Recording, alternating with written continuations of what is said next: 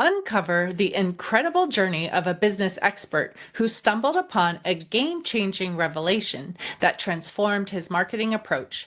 His realization led to a revolutionary concept that multiplied the incomes of countless businesses. But what was the unexpected twist that sparked this transformation? Stay tuned to discover the profound impact of emotional selling and how it can revolutionize your business. Welcome to Biz Help For You, the show that saves you the expensive learning curve by providing advice from industry experts in every facet of the entrepreneurial journey. Too many small businesses collapse. According to the U.S. Census Bureau, 20% fail within their first year, and less than 35% make it to their 10th anniversary. The goal of this podcast is to change that statistic. So if you're interested in learning more to be a successful entrepreneur, tune in today. Let me tell you a little bit about my guest today. James I. Bond is a prominent figure in the field of behavioral management in America, renowned for his award-winning book, Brain Glue: How Selling Becomes Much Easier by Making Your Ideas Sticky. The book has received acclaim, with Publishers Weekly recognizing it as a finalist for the Best Business Book of the Year. Additionally, a TED Talk on the power of brain glue is set to be released soon. With a career spanning 13 years, James previously led one of Southern California's foremost behavioral management firms, collaborating with a prestigious clientele from the American business landscape. In his early career, he managed an advertising agency in Montreal, serving both Fortune 500 companies and smaller businesses. You can benefit from James's expertise in making ideas stick and behavioral management to enhance your business strategies and communication, ultimately improving your success in the market. So James, welcome to the show. Oh, thanks for having me, Candy. So before I get into questions on the topic, I would love for you to share the story of how you began like teaching about behavioral management and linking it with sales and, writing your book. Sure. So I'm originally from Montreal. I live in Southern California. We've lived here for 37 years. So our middle daughter, we gave her the initials LA, Lauren Asia, AJA. And so she'd know, so we'd know how long we've been here, because it was with Lauren. In fact, it's funny because as parents, it's scary sometimes because you name your child and hopefully they'll love it. And so she loved the fact that we named her Asia, AJA is a middle name. And we named her off the Steely Dan album, Asia, and the song Asia. And so 2 years ago, she asked me, how come you name me Asia? It's such a cool name.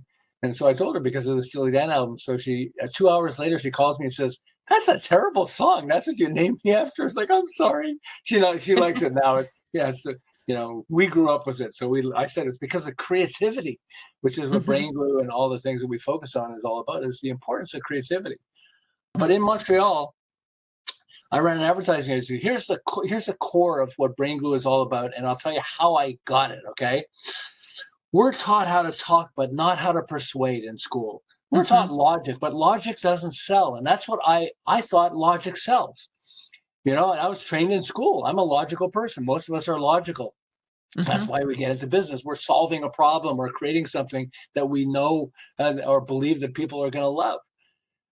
So we have to get passionate about it, but almost the education that we went through taught us to present it logically, okay? There should be logic in there. I mean, it shouldn't be the craziest thing in the world, although there are some crazy things that sell. I remember the rock, what do you call that?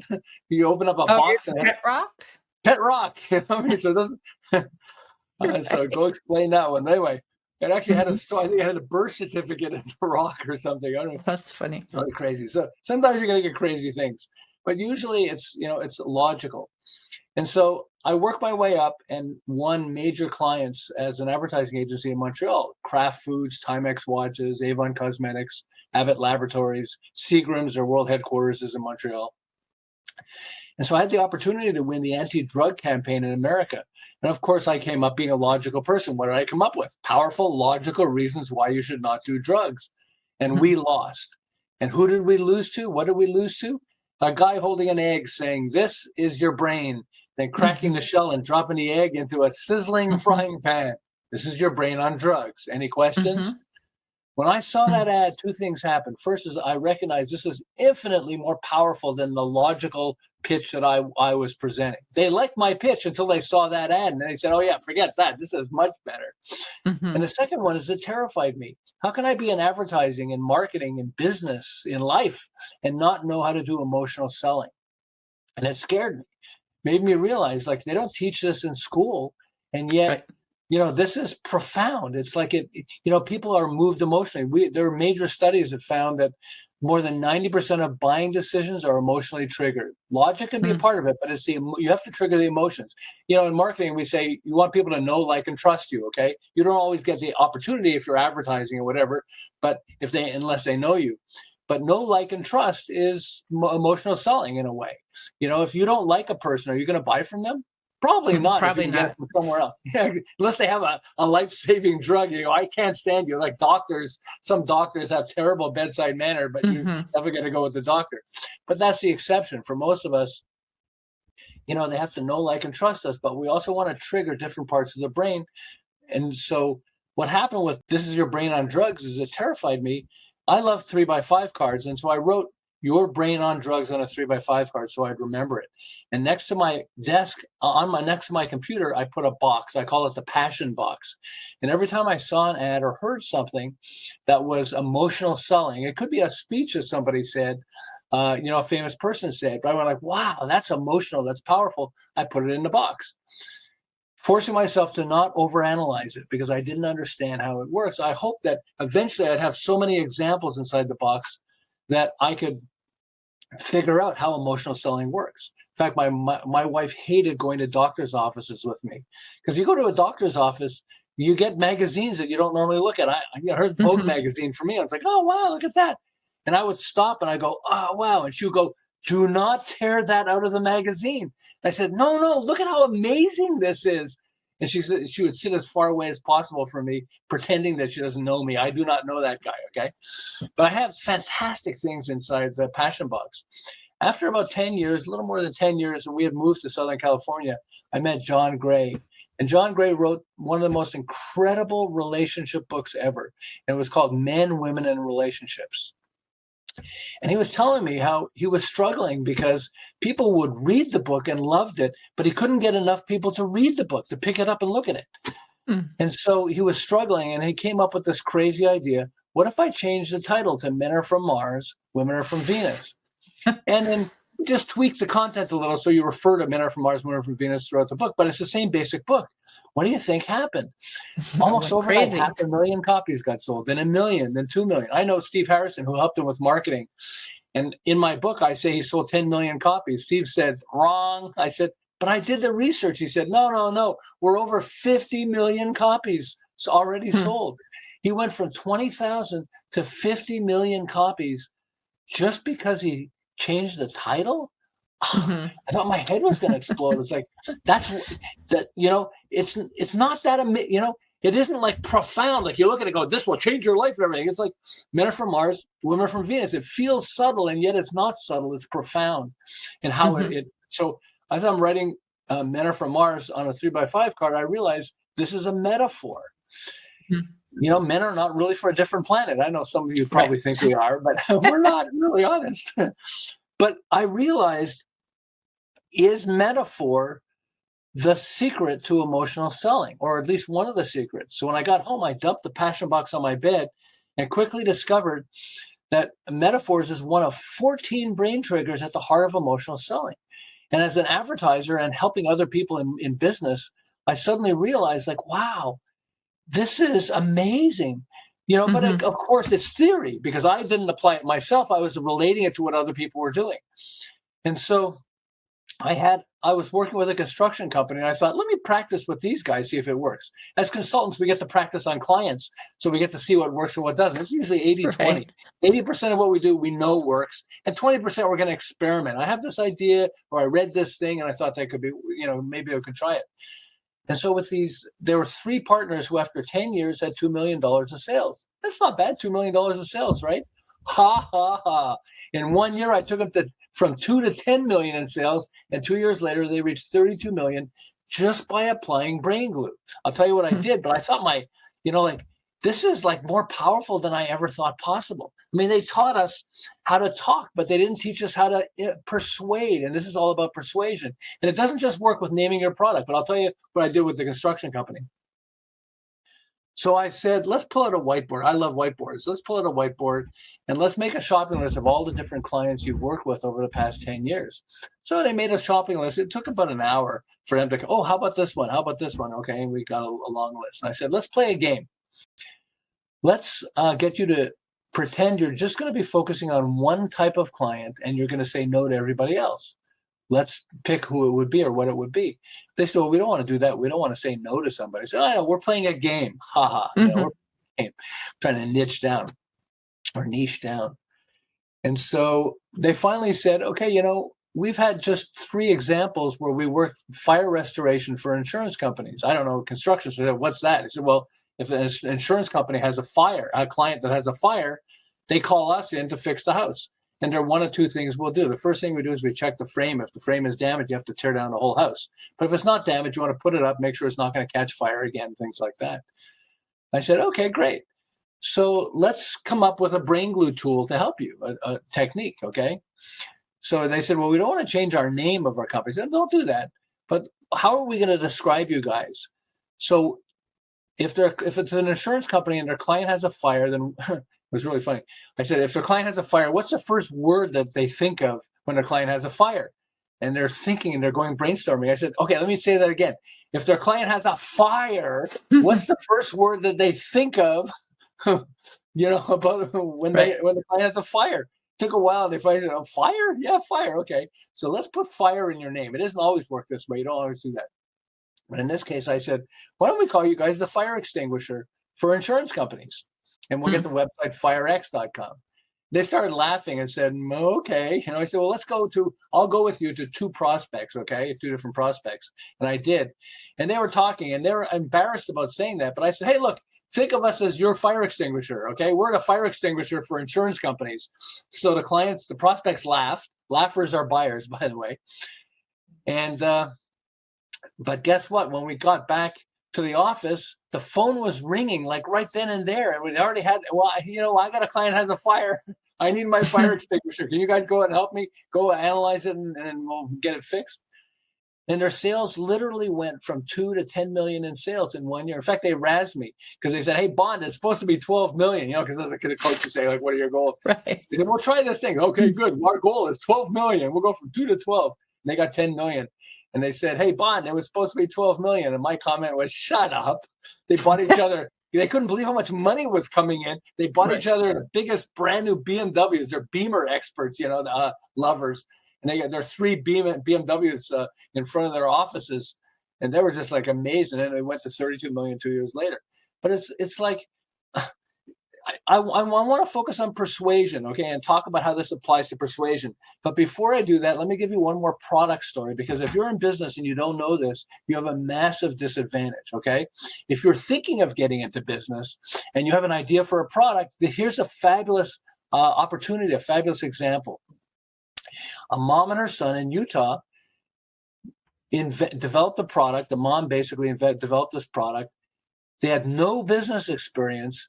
And in less than 2 years, they generated $100 million of sales. How did they do that? Okay, they had no business experience. Hey, let's try this. Okay, let's see if we can get it. People to buy it on our website. Let's see if we can get stores to carry it, whatever. And it was like, wow, everybody said yes. They finally got on Shark Tank, and they were standing in line to invest in them. Why? Because of the name of their product. So the mom had a digestive problem, and when she went to the bathroom, a doctor was telling her, you want to raise your feet about 6 or 8 inches off the ground when you're sitting on a toilet. I don't want to get too much into it, but that's okay. And so she said, yeah. So she came up with this idea of a toilet stool, and they realized that a lot of people, this could really benefit them, having a toilet stool.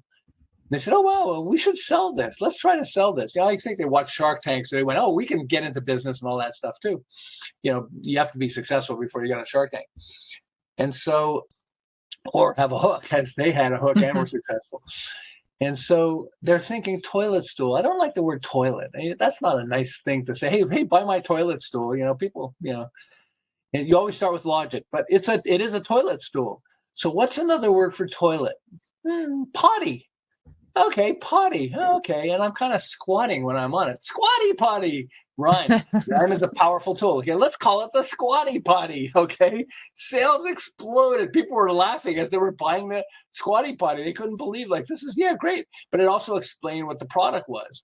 And so the name squatty potty was really profound. Now, I want to back up for a second and talk about, this is not about naming your product, although if you don't name your product using a brain glue tool, you have a massive disadvantage. And I don't just say that. Famous people are saying that, and rich people are using it, okay, even though this is the type of tool or process that you do when you have almost no money. This is one of the things that's great about it. They had almost no money. They had enough money. They sort of raised the money to make the stool. My wife said they should have called it the stool, but I'm not sure that would have worked. Okay. But the squatty potty just took off like crazy. So I want to talk about persuasion, how persuasion works first, okay? Because this applies to how you persuade, family members, okay, or friends. And these are all examples. I show you in the book how to create examples like this. And people go, wow, this is easier than we thought. We never realized how easy this is. But this is persuasion tools. Let me start with that first, okay? And then I'll show you how this applies to products and all that. I'm old enough to remember President John F. Kennedy saying, ask not what your country can do for you, ask what you can do for your country, okay? That uses something called chiasmus, which I'll talk a little bit about. I was on a podcast, on a webinar the other day, and they had Jim Edwards, who has copy and content website. And he has this interesting phrase he came up with. I don't be a wantrepreneur who's high on hopium. A wantrepreneur who's high on hopium. Okay, we can all relate to that. Okay, I want to be an entrepreneur and have all this money, and I'm high on hope. Okay, a wantrepreneur who's high on hopium. That was like really crazy. I say for my book, switch your pitch if you want to get rich. Okay. Or brain glue builds brain buzz that lights the fire of desire in your buyer. Okay. Malcolm X, the famous civil rights activist, said, we didn't land on Plymouth Rock. The rock landed on us. He could have easily said, you have no idea how hard it is being a Black person in America back then. I mean, it still can be for many people. Right. But if you say that, people will say, okay, because it's logical, but it doesn't resonate with the brain. But if you say, we didn't land on Plymouth Rock, the rock landed on us, it resonates. He had another line, which I thought was fabulous. A lot of people don't know. He's the one that coined this. He said, when you stand for nothing, you'll fall for anything. It's really powerful. This is persuasion, okay? Warren Buffett has a great line. He says, only when the tide goes out do you discover who's been swimming naked. Okay, I love that line. What's he basically saying? He's saying, only when times get tough do you realize who's really competent. But if he said that, people go, yeah, okay, but it wouldn't stick to the brain. But only when the tide goes out do you realize who's been swimming naked? It's like, what? Wait a second.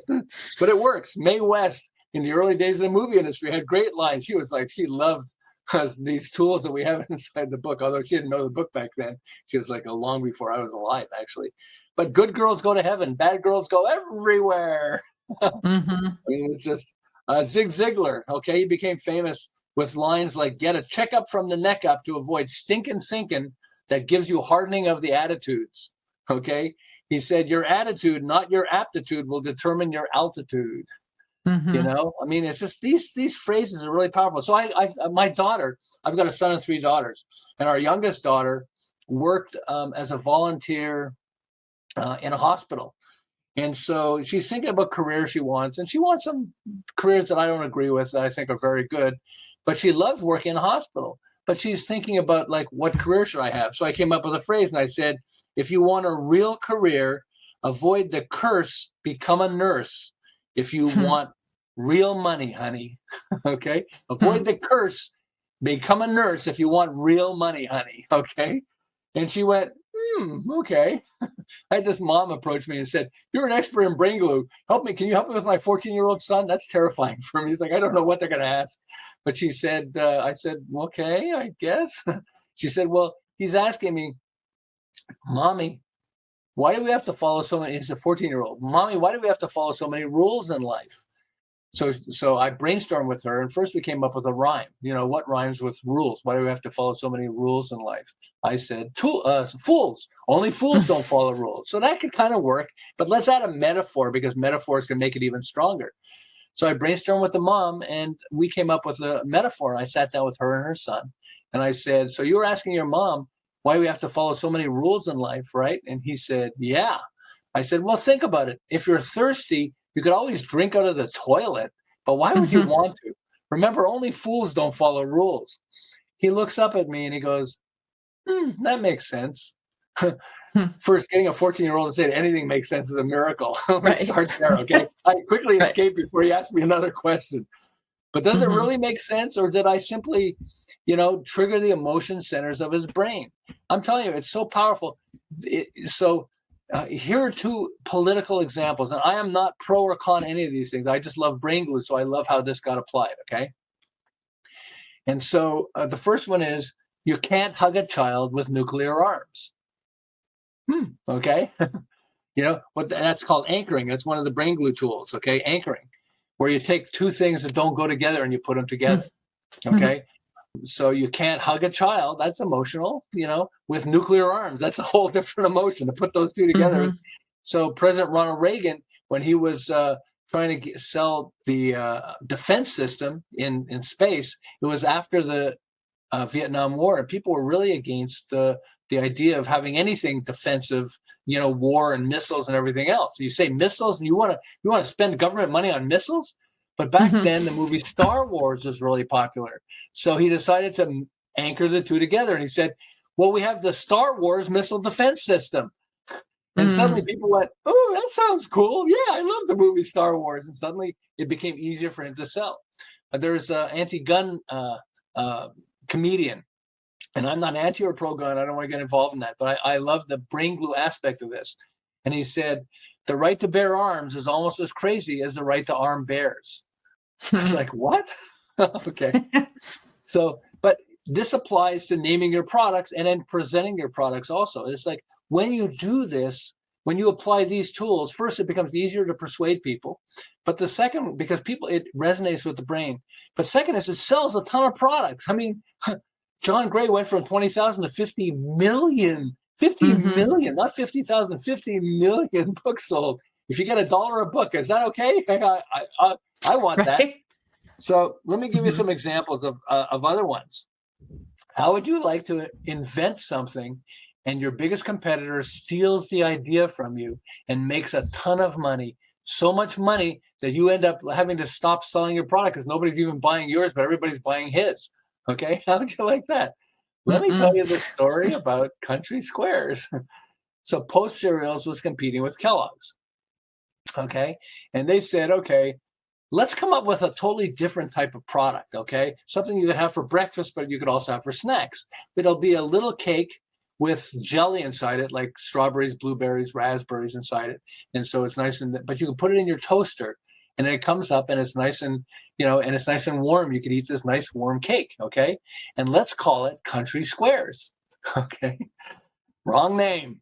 So 3 months, they were so excited about, we got this new product coming out, that 3 months before the product was launched, the head of Post Cereals bragged about it to the media. We have this new product coming out in 3 months, and it's called Country Squares. Look at this. It goes into the toaster. When it comes out of the toaster, it's warm and it's delicious. It's lots of fun.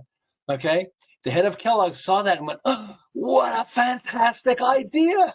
Guys, everybody who worked there, I need you to figure out how to make one of those cakes, okay? Exactly like that. Look at the pictures. They have even pictures of it, okay? We need to figure out how to make cakes like that. Okay, got it. Within 3 months, they did. And they said, we need to come up with a really great name. Well, it pops out of the toaster, so the word pop should be there. And back then, Andy Warhol was really famous, the artist, and he was called a pop artist. So everybody, this is anchoring, where you take something that's already in the brain and you maybe use it or twist it a little bit, okay? And so why don't we call it Pop Tarts?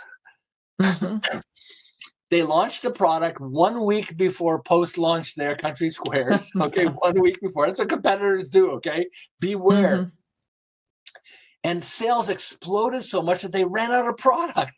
And so he ran full page apologies. We are so sorry. Just hold on for a few days, and your store will have more Pop-Tarts. But we didn't realize how much you would love Pop-Tarts. Nobody bought Country Squares. They waited for Pop-Tarts to become available again, and then they bought Pop-Tarts. It became the largest selling product that Kellogg's has ever had. And within 6 months, Post stopped selling Country Squares because nobody was buying it. Isn't that sad? I mean, they invented it. And Very this other sad. guy came up with because he knew the power of brain glue. He knew the power of, emotional selling. And it's got to be Pop-Tarts. Isn't that cool? Pop-Tarts. It's like you can practically hear it coming out of the toaster. Pop-Tarts. Right. I mean, it's so powerful. So they have this guy, Carey Smith. And Carey Smith he raised some money. He left his job and he started a little manufacturing company because he, like many of us, is an entrepreneur at heart. He didn't want to work for somebody else. He wanted to have his own company. And so Carey Smith had a little manufacturing company. I forget what he was making, but he was making something. And he made some pretty good money. And so a friend of his had a fan company. He made really, really big fans for farms. Like in a barn, you're not going to have an air conditioning for cows and horses. Right. You got to put up a big fan. And so he bought the company because he figured he could probably do better, and he'd like to sell the fans. So he started selling the fans, and he was doing okay. But then he got this idea because he was trying to tell people, you got to understand how big this fan is. He's, how big is it? Well, it's a big fan. Big fan. So he ran an ad saying, want to buy big fans? And its sales exploded and it sold like crazy. And he went, wait a second, maybe I should change the name of the company and the name of the products to Big Fans. He actually has a funny logo. He has the butt of a donkey facing you. And donkey's okay. The donkey facing you, and his face off in the distance is turned towards you, looking at you, and it says Big Fans. Sales exploded. One of the things that happened was his sales were doing so well, he started offering other products. And then he realized, this is distracting me from the Big Fans. I'm just going to focus on Big Fans. And he sells them to warehouses and stuff like that. Big places. They're huge fans. I mean, big, with the big arms and all that stuff. After 15 years, he decided to sell the company and retire. And he sold it for $500 million. 500. He started from virtually nothing and sold it for, most people after 15 years, you're lucky if you can get anything for your business. And this guy sold it, and he's was rich enough that 5 generations from now, his family's still going to be rich. I mean, that's, he couldn't believe how much, all because he focused on a trigger word. I love this. This is, so what does Warren Buffett, the billionaire, what does Warren Buffett, Madonna, and olive oil have in common? The word virgin. Virgin olive oil. Right. Madonna, like a virgin, touched by the whatever it is. That song made her massively famous. And Richard Branson he borrowed money from his dad so he could start a business. He actually never finished high school, but he wanted to go into business. He had an entrepreneur's genes inside his body. Okay. And he started a little magazine talking about musicians. And then he decided to start a record company, and he called it Virgin Records. He thought that would be really cool. He ended up getting people like the Rolling Stones to become his clients. Okay. All because he liked selling, but a lot of people, or he liked, music. He loved music. And this was his career in music, but he wanted to be successful. How many people choose a career and struggle? But he said, I need a trigger word. And Virgin is really cool. People are going to go, Virgin Records? Like, what's that? Now he has Virgin Airlines. Okay. Right. Once he realized how powerful it was, he started trademarking Virgin Construction, Virgin this, Virgin that. And he has like all these trademarks for all these different companies because he recognized the power of a trigger word. And so when I describe brain glue, I think this is the easiest way to describe it because metaphors work. So let me give you a metaphor for how brain glue works and why it works. Okay. So you leave your home. So here's how I came up with this. First, let me tell you how I came up with this, and I'll tell you this, which I think will resonate with everyone. So I was telling these 3 women who are pretty religious. So I wanted to tell them a joke. I like telling jokes. I'm terrible at joke telling, but I practice a lot. Okay. And by the way, when you get laughers are buyers, so that's a good thing if you can do that. But so I came up with this. I got this joke that I shared with them, and it's so a little girl came up to her mommy and said, "Mommy, Daddy says we came from apes, but you say we came from Adam and Eve." And she said, "Honey, Daddy's talking about his family. I'm talking about my family." Okay. They laughed as you're laughing. So now they're laughing, and then somebody else came up, and I realized if I'm going to tell the joke, these women aren't going to laugh because maybe they'll laugh out of being nice to me, but they're not going to laugh because the trigger didn't work. Okay, the trigger worked the first time, but it doesn't work the second time. Well, my family, if I'm telling a joke, they go, oh, he's telling jokes again, because they've heard them like 10 times. Okay, because that's how humor works. So humor triggers the brain. The good humor triggers the brain. Okay, and I'm realizing triggering. Okay, and so I came up with a metaphor because I was struggling to come up with a metaphor. It took a little while to come up with the right metaphor, but this metaphor really explains brain glue. So you leave your home, and maybe you've got homes or apartments down the street. So you drive down the street as you leave your home. You're driving down the street.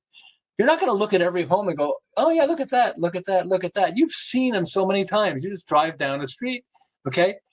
But one day you get in your car and you start driving down the street, and 2 homes down, there's flames coming out of the window. Huh? What? Is this house on fire? Do they know it? Have they called 911? Is our house going to burn down? It's a trigger.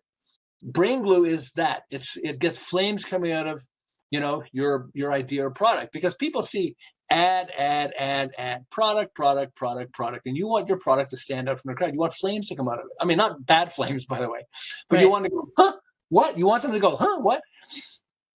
Men are from Mars, women are from Venus work like that for me, and I'll give you another great example right after that. But so I remember being in a bookstore in Barnes and Noble, and I was looking at all these different books. Men are from Mars, women are from Venus. Men are from Mars, women are from Venus? What's that? And I picked it up. By the way, if they pick it up, there's a good chance they'll buy it, right? And I started looking, I go, wow, this is great. I ended up buying it, okay? On a website, you might see something on a website. You go, whoa, what's that? So let me give you an example of a woman, a stay-at-home mom who had almost no money, who has more than 5 million fans on Facebook. And she spent zero. How many people try to do marketing online, and you, with all the money you spend, and you're lucky if you get a few people becoming your fans? She has more than 5 million fans, and she's actually started something private because of that, because she has so many fans, she can sell them stuff.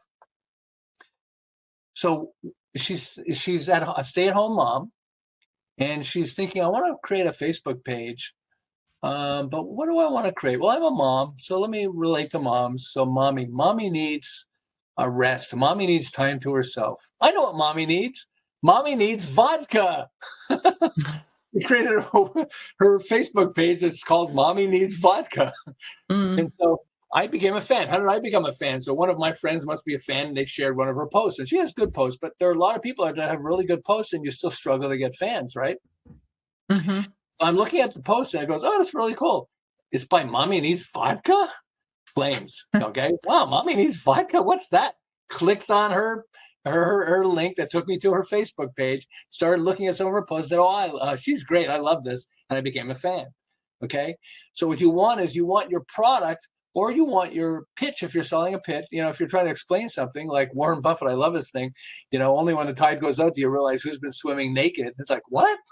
Hey, come on, I mean, if you can say something in such a way, or like I said to my daughter to try to get her to get a career as a nurse, if you can say it in a way, or you can present it in a way that flames are coming out of it, so people go, huh?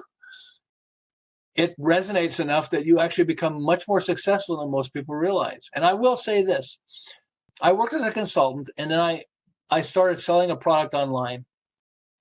And it was a little harder than I thought. We think it's so great. I take a bunch of seminars, selling products online. It's so easy, right? It's a little harder than most of us thought. Right. That's fine. Doesn't mean you can't be successful. But eventually I became successful, and I started making, a ton of money. And I mean a ton of money, over 7 figures. It's the first time I ever did. I remember calling my wife, and I said, Amazon, we were using our Amazon credit card for that. And I said, Amazon just charged our credit card $1,000. And she said, well, shut it off. I said, oh, wait a second. We just made $5,000, $6,000. I'm going to call you back. And I realized we were making like $11,000, and we spent $1,000. I was like, what? By the way, my wife. So I called her back and said, we just made $11,000 off the 1,000. So she said, spend more. Thanks, Pam. But she's fabulous, my wife. But it's freaky.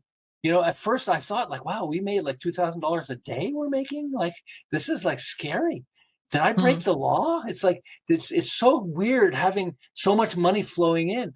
And with most of these people, like I was talking about the construction guys, it was the same thing.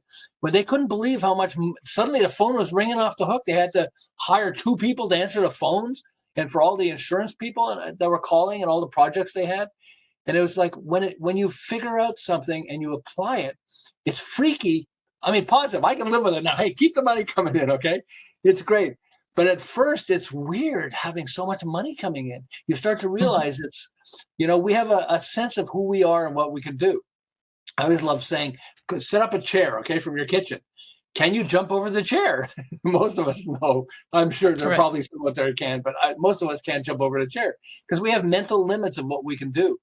And so it's with brain glue, it applies too, is that we start making more money than we ever thought we could make. And it's just, it freaks us out. I mean, and then it takes a while, whoa, nice, ends up becoming really positive.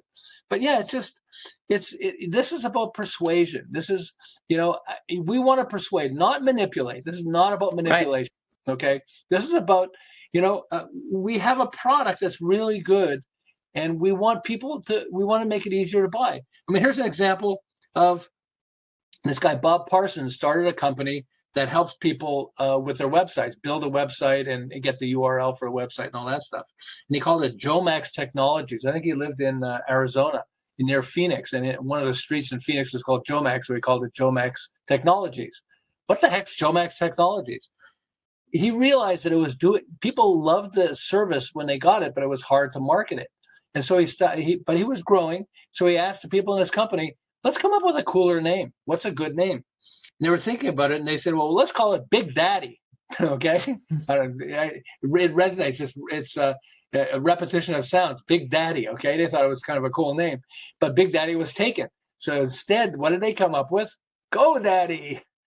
And GoDaddy exploded in sales. They went, GoDaddy? You want to call it GoDaddy? Yeah, what the heck? What do we have? It can't be worse than Jomax Technologies. Okay. But it turned out to be really a lot better than the other name. And it's because it resonates with the brain. It sticks to the brain. And that's one of the things that, if you have something and it sticks to the brain, it becomes easier to sell. It triggers different parts of the brain, and it gets you more engaged, because we think people are listening to us when we're talking to them, but they have other things on their mind. So they're only half listening to us. And then if we can explain things in such a way that they do get it, that it does get flames coming out of your ad or your product or whatever else it is, we have a better chance of selling. And just one last thing on this, because we have to remember this, that if we throw numbers at somebody, it often turns off the emotion centers of the brain. Okay, I work with finance companies all the time. I said, they would analyze somebody else's insurance policy, and they would go like, wow, you're missing all these things on it.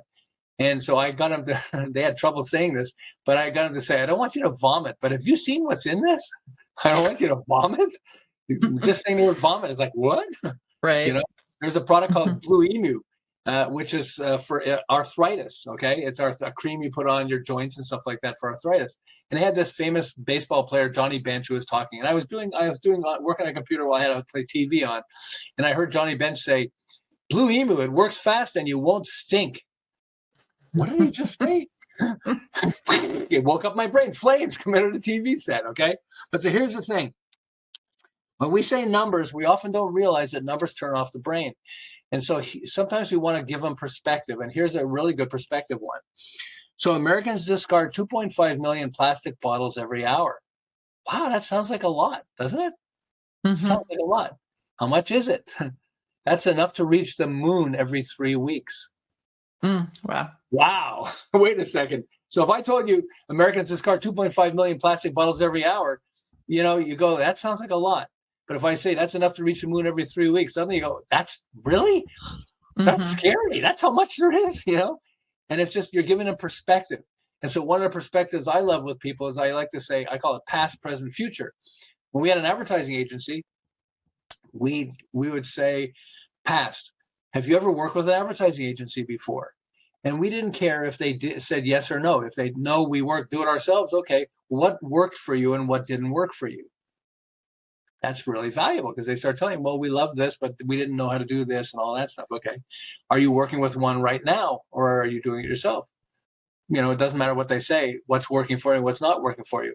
Then what's the ideal situation if you're going to work with an agency that you would love them to be able to do, and they actually tell you how to sell them? Oh, we can do that. Okay.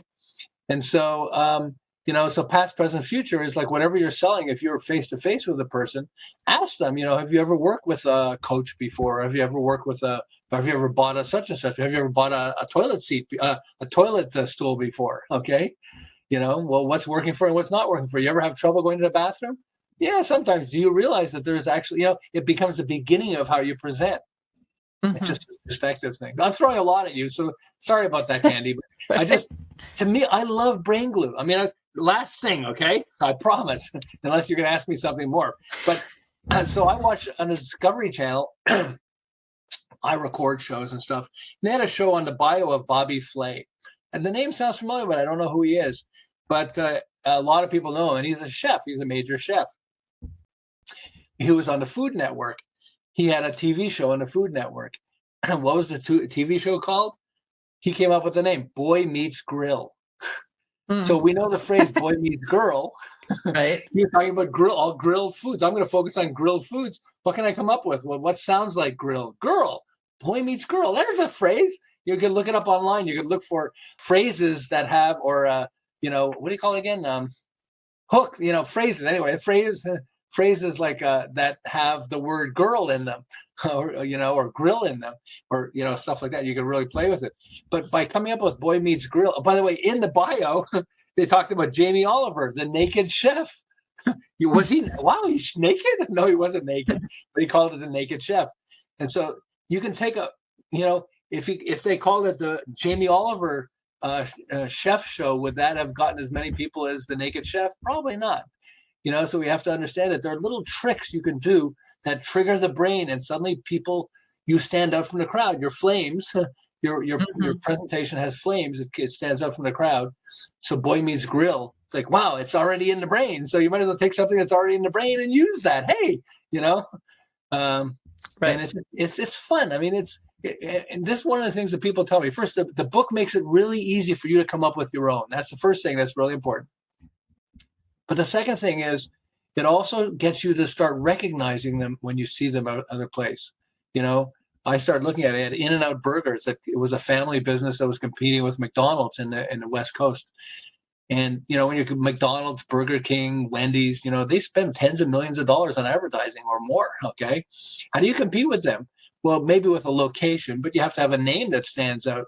And so they came out with the name In-N-Out Burgers, which is chiasmus, which is kind of a flip, like ask not what your country can do for you, ask what you can do for your country is a flip. In-N-Out is in and out, okay? But they had a big sign. They actually couldn't afford a restaurant, an internal restaurant, but they could have a drive-through. So they figured it's In-N-Out works with that. So it's relevant to that. But, I remember driving down the street the first time we saw it, we said, hey, In-N-Out Burger? What's that? Then hopefully you have a good product, but most of us have good products. Okay. That's just really good, or good service. And then it gets people to come in and check it out. Oh, the hamburgers are good. Oh, you got to come to In-N-Out Burger. Okay, great. So yeah, just when you use these tools, suddenly selling becomes a lot easier. And I think that's the key is if you're passionate and you get into business and you want people to, you found something you think is awesome and you want to share it with other people. John Gray with the Men, Women, and Relationships. He was so frustrated. People love my book, but nobody's buying it. And that's how it is with our products. If you love this product that you created, I have this woman who makes candles. She loves her candles, but she was struggling until we came up with names for candles. She has nose noodles as one of the candles. She has funny names, but it just suddenly people are buying it. They're going, hey, what? Flames coming out of it. Okay. And that's why it's so important that if we can have a product or idea that makes us an entrepreneur, that we want to be successful with it. Just remember, a mom and her son in Utah had no business experience, and they went from $0 to $100 million. Most of us don't need 100. If you make $1 million, it could be good. Okay, if you make 100,000, it could be good. That's fine. It could be a side hustle and whatever else. That's fine. But don't struggle when this is so easy, when you understand how the mind works. The mind loves passion. You have to be passionate about your product first, okay, or service. I love what I do. I think this is really great, okay?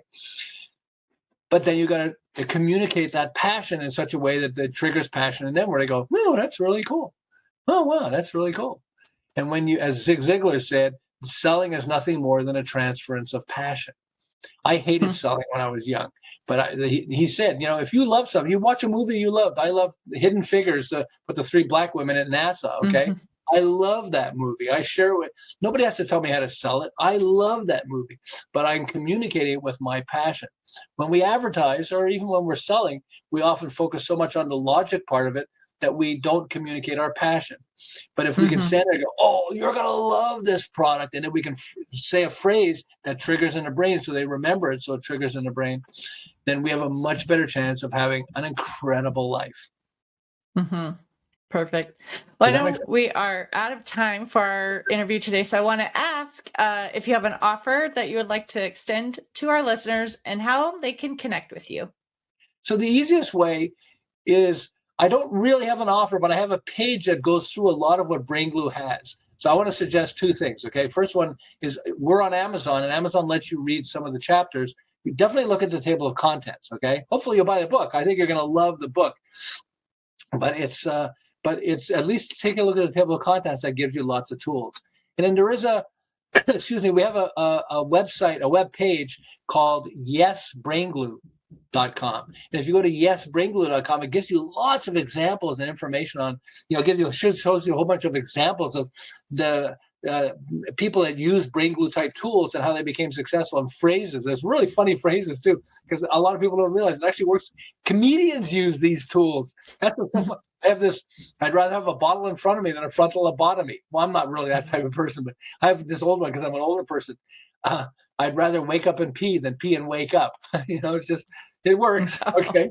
But anyway, yesbrainglue.com shows you how this works. It shows you how persuasion works. And I think you'll just have lots of fun with it. Perfect. So if they want to find you, do you have a website besides the one that you just shared, or is that the only one? Do you have social media? Like, what's the best way for I'm them on to find LinkedIn. You you? can get me on LinkedIn. That's an easy way to do this. And absolutely, I love and share. As you apply it, we get people sharing this. I got one yesterday. Email. It was so much fun seeing how we applied this. And wow, this is so much fun. We got to tell you what our sales are. I don't want to talk about that, but I just want to say that it's fun when we get feedback. When I get feedback, I get my wife sharing stuff with me also because I don't always see them all. But yeah, Mhm. we have a LinkedIn. I have a LinkedIn page at James I Bond. So. Should be Perfect. easy. But yeah, yesbrainglue.com. I think that'll really at least start you looking through all the examples and stuff, and you'll have lots of fun. Perfect. Well, thank you so much, James, for being a guest and sharing your wisdom on this topic. I think it was interesting to hear what brain glue is and how we can apply it, to our own businesses as well. So thank you. Oh, thank you, Candy, for having me. You're awesome. It was fun. I love your flowers back there. People are listening. You won't see all those cool flowers in your painting. Well, that is just fantastic. You have great taste, which is why your podcast is so good.